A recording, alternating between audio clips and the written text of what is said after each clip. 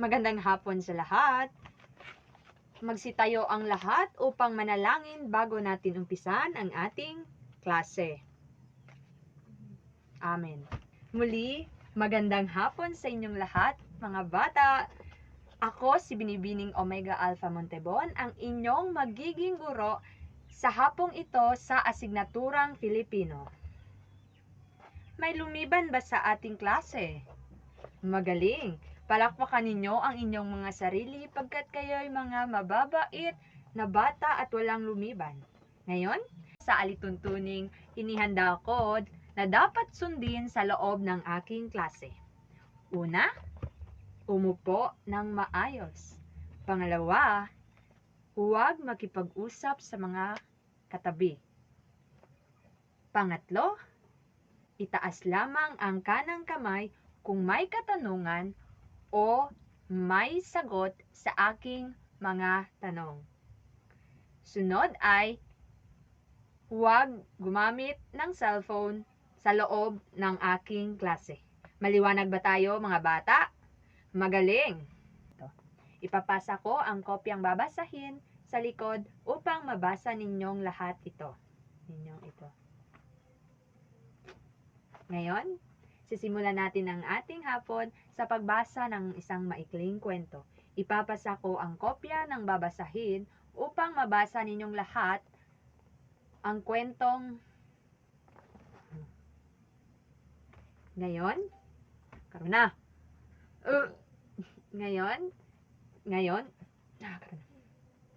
Ngayon, sisimulan natin ang ating hapon sa pamamagitan ng pagbasa ng isang maikling kwento. Ipapasa ko sa inyong lahat ang ngayon.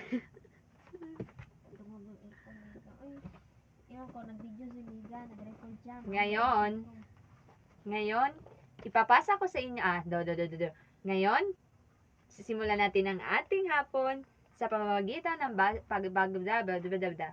Ngayon, sisimulan natin ang ating hapon sa pamamagitan ng pagbasa ng maikling kwento. Ipapasa ko lamang sa inyong lahat ang kopyang babasahin upang mabasa ninyo ito. Ngayon, sisimulan natin ang ating kwento. Hapon. Ngayon, sisimulan natin ang ating hapon sa pamamagitan ng pagbasa ng maikling kwento. Ipapasa ko ang papel papunta sa likod upang lahat ay magkaroon ng kopya. Babasahin nyo lamang ito sa loob ng 3 minuto. Tapos ng inyong 3 minuto at ako ay magtatanong na. Unang tanong. Ano ang pamagat ng nabasang kwento? Tama. Ang titulo ng ating kwento ay ang pamilya. Lahat naman tayo ay may mga pamilya. Hindi ba? Ngayon ay magtatanong ako hinggil sa aking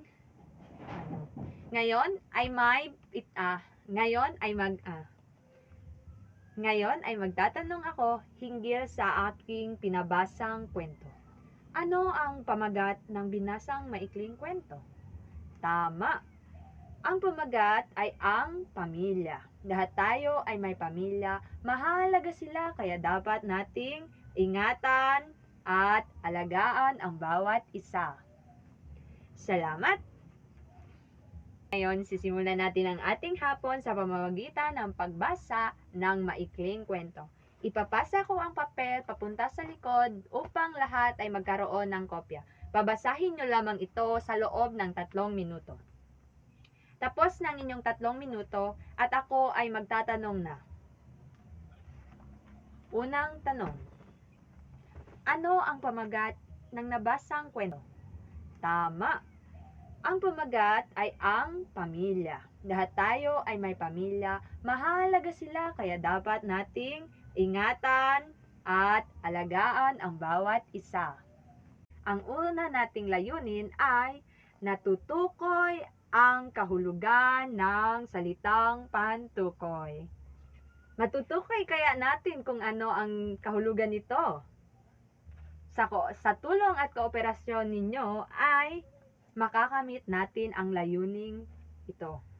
Dadako naman tayo sa pangalawa nating layunin. Ang pangalawa nating layunin ay ang nakakagawa ng pangungusap na naiugnay sa paksang tinalakay.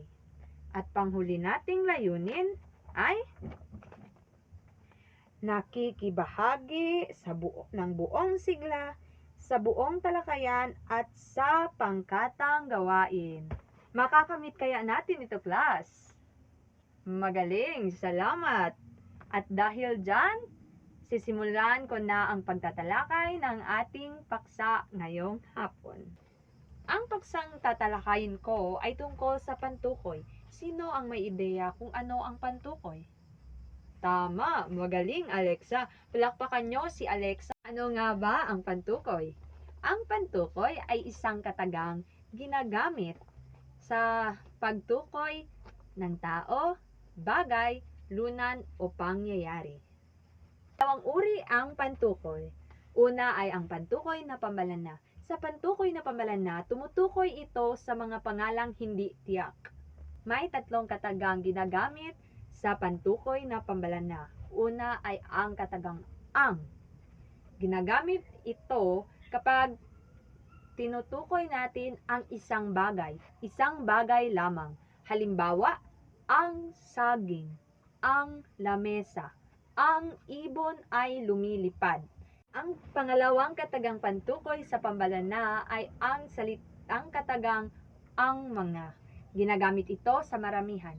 Halimbawa ay ang mga sisiw na lumilipad, ang mga uwak na naglalakad, ang mga bata ay tumatakbo. Ginagamit natin dito ang mga bata pagkat hindi tiyak kung babae ba o lalaki ang mga batang naglalakad. Pangatlong kataga ng pantukoy na pambalana ay ang mga. Ang katagang mga. Wala na, tapos na tayo sa katagang ang mga na pang maramihan at ang katagang mga. Sa katagang mga ay ginagamit ito sa maramihan. Halimbawa, mga batang naliligo sa ilog. Mga ligaw na ibon na kumakain sa palayan. Yan ay ang mga uri o katagang pantukoy na pambalana. Ako naman tayo sa pangalawang uri ng pantukoy, ang pantukoy na pantangi. Alam kong pamilyar kayo sa pantangi. Tama, ang pantangi ay tiyak o may pangalan. Sa pantukoy na pantangi, may tatlong katagang ginagamit sa isahan. Ito ay ang mga sumusunod. Una ay ang katagang si. Ginagamit natin ang si. Halimbawa ay sa pangungusap na si Nena ay naglalakad. Ang pangalawang kataga naman sa isahan ay ang katagang ni. Halimbawa nito ay ang pagsusulat ng talata ay iniutos sa amin ng aming guro. Kung mapapansin natin ay nandoon ang katagang ni kung saan isahan pagkat guro lamang ang paksang pinag-uusapan. Pangatlo o panghuling katagang ginagamit sa isahan sa pantukoy na pantangi ay ang kay. Halimbawa nito ay kay Jessa ang lapis na ito. Kay Jessa ang bag na ito. Kay Cordapio ang aklat na ito. Ngayon, dadako tayo sa pantukoy na pantangi ng maramihan. Ginagamit natin ito kapag nagtutukoy tayo ng dalawa o higit pang mga tauhan.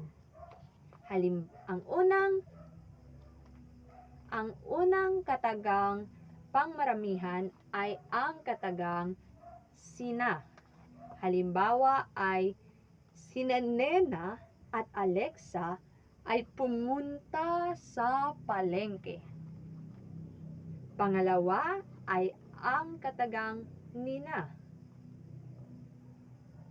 Halimbawa nito ay si Alexa ay sinamahan ni na kuya at ate upang mamalengke kaninang umaga. Dadako na tayo sa panghuling katagang ginagamit sa pantukoy na pantangi. Halimbawa natin sa pangungusap ay ang nagpaluto ako ng masarap na adobo kina Aling Tekla kaninang umaga. So ngayon, tapos na natin ang ating talakayan. Naintindihan nyo ba? Magaling! Salamat at naintindihan nyo nga ako. Nakinig nga ba talaga kayo ng mabuti? O kung ganon, ngayon titignan ko kung may natutunan ba kayo sa aking araling. Ngayon titignan ko kung nakinig nga ba kayo at hindi nagkukunwari lang na nakikinig at sumasagot ng oo, opo. Ngayon, ang una kong tanong ay, Pakundo, maaari mo ba akong bigyan ng pangungusap na ginagamitan ng pantukoy? Salamat. Ang ginamit mo na pantukoy doon ay ang katagang tama. Ginagamitan mo ito ng katagang ang mga pagkat hindi ito tiyak at mga bagay ito. May iba pa ba kayong halimbawa? Maupo ka na, salamat. Palakpakan nyo naman si Pakundo, mga bata. May gusto pa bang magbigay ng halimbawa? Sige, ikaw. Nene, maaari mo ba akong bigyan ng halimbawa na ginagamitan ng katagang pantukoy? Tama. At ito ay pantukoy na pantangi pagkat ginagamitan mo ito ng katagang nina. Salamat. Ngayon, palakpakan nyo inyong sarili pagkat tayo ay dadako na sa ating activity. Ngayon, titignan ko kung naintindihan nyo ba talaga ang aking tinalakay sa hapong ito. Ipapasa ko ang papel at sasagutan nyo ito sa loob lamang ng 10 minuto. Ang panuto ay tama. Punan ang patlang. Piliin lamang ito sa kahon. Maaari na kayong magsimula. Tapos na ang inyong 10 minuto. Ngayon, pakipasa ang papel sa harapan at dadako naman tayo sa ating pangkatang gawain. Salamat. Panuto para Para sa pangkatang gawain ay hatiin ko kayo ng dalawang Para sa pangkatang gawain ay hatiin ko ang ating klase sa dalawang pangkat. Unang pangkat, gagawa kayo ng maikling kwento. Para sa maikling kwento, ang ating pamantayan ay para sa unang pangkat, ang gagawin ninyo ay gumawa ng maikling kwento. Para sa pamantayan ninyo, ang pangalawang kataga naman sa isahan ay ang katagang ni.